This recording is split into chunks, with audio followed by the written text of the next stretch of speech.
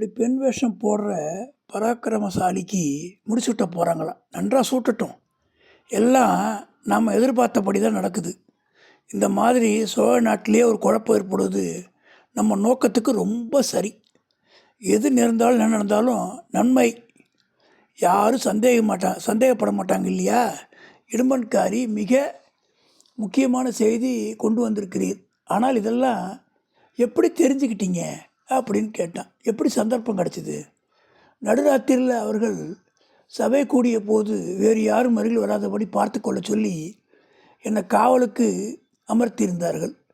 காவல் புரிந்து கொண்டே என் காதுகளையும் கண்ணுகளையும் உபயோகப்படுத்தி கொண்டிருந்தேன். அப்போ உபயோகப்படுத்தல் வேறு ஏதாவது தெரிஞ்சுதா? தெரிஞ்சது. அந்த நல்லூர் கூடத்தில் நடந்ததெல்லாம் இன்னும் ஒரு வேற்று மனிதன் கோட்டை முதல் சோர் மேலேருந்து கவனிச்சிட்டு இருந்தான். ஆஹா, அவன் யார்? முன்குடுமி வைத்திருந்த ஒரு வைஷ்ணவன். ஆஹா, அவன்தானா? அவனை நீர் என்ன செய்தீர்? சம்போரையிடம் பிடித்து கொடுத்து விடவில்லையா? இல்லை இல்லை, ஒருவேளை அவன் நம்ம ஆளாக இருக்கலாம்னு நினச்சிட்டேன். நீங்களே அனுப்பி வச்சிருக்கணும்னு எண்ணினேன். பெரிய பிசகு பண்ணிட்டீங்க. அவன் நம்மவன் நல்லன். கட்டையாக குட்டையாக இருப்பான். சண்டைக்காரன். பெயர் திருமலையப்பன். ஆழ்வார்க்கடியான் என்று சொல்லிக்கொள்வான். அவனே தான். நான் செய்த பிசகை இன்று மத்தியானம் உணர்ந்து கொண்டேன். அவன் நம்ம ஆள் இல்லை என்று தெரிந்தது. அதை எப்படி தெரிஞ்சுக்கிட்டீங்க? நேற்றிரவு கந்தமாறனின் பாலிய நண்பன் ஒருவனும் கடம்பூர் மாளிகைக்கு வந்திருந்தான். அவனுக்கும் பழவேட்டியர் கூட்டத்துக்கும் சம்பந்தம் ஒன்றுமில்லைன்னு தெரிஞ்சுது. இன்று காலையில் சின்ன எசமானர் தன் சிநேகிதனை கொண்டு விட கொள்ளிடக்கரை வரைக்கும் வந்தார். அவர் வரப்போவதை அறிஞ்சு அவர் முன்னால் அடிக்கடி நான் போய் நின்னேன். என்னையும் வர சொன்னார். அவர் கொள்ளிடத்தின் வடகரையோடு திரும்பி விட்டார். என்னை தென்கரைக்கு வந்து வாலிபனுக்கு ஒரு குதிரை சம்பாதிச்சு கொடுத்து விட்டு திரும்பி மாதிரி சொன்னார். அங்கிருந்து குழந்தைக்கு போய் என் அத்தையை பார்த்து விட்டு வருவதாக சொல்லிவிட்டு வந்தேன். அதனால தான் சந்தேகத்துக்கிடமிருந்து இங்கே வர முடிஞ்சுது அப்படின்னா. சொன்னது யாருன்னு கேட்டிங்கன்னா, அந்த புதுசாக ஒருத்தன் வந்தான் பாருங்கள், அவன் தான் சொன்னான். சரி சரி, அந்த வைஷ்ணவனை பற்றி எந்த தெரிஞ்சு கொண்டீர்? கொள்ளிடத்து படகு புறப்படும் சமயத்துக்கு அந்த வீர வைஷ்ணவன் வந்து படகில் ஏறிக்கொண்டான். அவன் கந்தமாறனுடைய சிநேகரோடு பேசிய சில வார்த்தைகள்லேருந்து எனக்கு சிறு சந்தேகம் உதித்தது.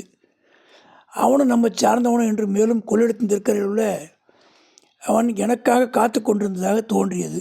நம்முடைய அந்தரங்க சமஞ்சைகளை செய்து காட்டினேன். ஆனால் அவன் புரிந்து கொள்ளவில்லை. அவன் பேரில் அவன் நம்பவன் இல்லை என்று தீர்மானித்தேன். நீ செய்தது பெரும் பிசகு.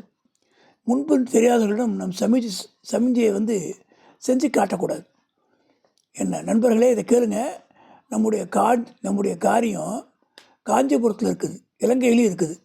இந்த ரெண்டு இடத்துலையும் நம்முடைய பரம விரோதிகள் இருக்கிறார்கள். ஆனால் அவர்கள் ரெண்டு பேரையும் காட்டிலும் நம்முடைய கொடிய விரோதி, முதன்மையான விரோதி ஆழ்வார்க்கடியான் என்று பெயர் உண்டு.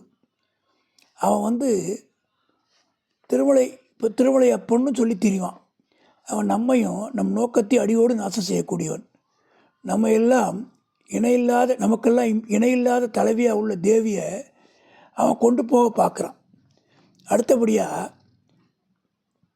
அவன் உங்களை யாரையாவது எங்கே கண்டாலும், அவனை யாராவது நீங்கள் பார்த்தீங்கன்னா எந்த நிலைமையில் சந்தித்தாலும் அவன் கையில் உள்ள ஆயுதத்தை அவன் மார்பில் பாய்ச்சி கொண்டுடுங்க. ஆயுதம் ஒன்றும் இல்லட்டா கையினால் அவனுடைய மென்னியை திருகி கொள்ளுங்கள், அல்லது வெள்ளத்தில் தள்ளி முதலைக்கு பசி இரையாக்குங்கள். அதில் ஏதாவது சாக்கு சொல்லி பாறை உச்சிக்கு அழைச்சி போய் அங்கேருந்து பிடித்து தள்ளி கொண்டு விடுங்கள். தேல், நெட்டுவாக்கிளி, பாம்பு முதலியவற்றை எப்படி கொள்வீர்களோ அப்படித்தான் இவனையும் கொல்லணும். அவன் உயிரிழக்கும் வரையில் நம்முடைய நோக்கத்திற்கு இடையூறாகவே இருப்பான். ரவிதாசரே, நீங்கள் இவ்வளோ தூரம் வற்புறுத்தி சொல்கிறதுக்கு அவன் பெரிய கைக்காரனாக இருக்கணும். அப்படிப்பட்டவன் யாரா? அவன் பயங்கர ஆற்றல் படைத்த ஒற்றன். முதல் மந்திரி அனிருத்தரின் கையால். ஓஹோ ரவிதாசரே, அந்த முன்குடுமி வைஷ்ணவனை போலுன்னு வேறு யாராவது இருக்காங்களா? குழந்தையில் ஒரு ஜோசியம் இருக்கான். அவன் பேரில் எனக்கு சந்தேகம் இருக்குது.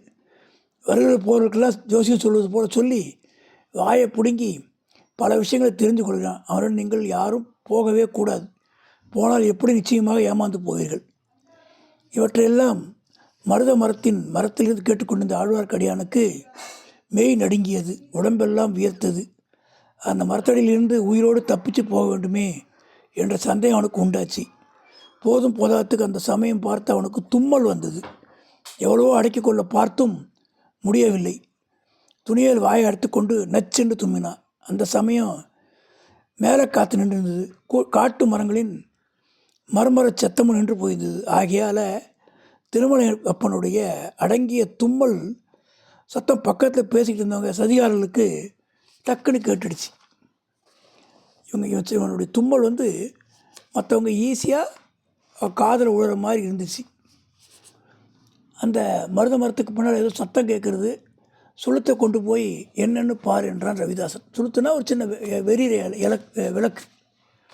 சுளுத்தை பிடிச்சவன் மரத்தை நாடி வந்தான்.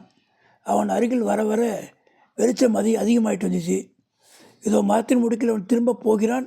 திரும்பிய உடனே சுளுக்கு வெளிச்சத்தில் தான் தன்மேல் நன்றாக விழப்போகிறது. அப்புறம் என்ன நடக்கும்?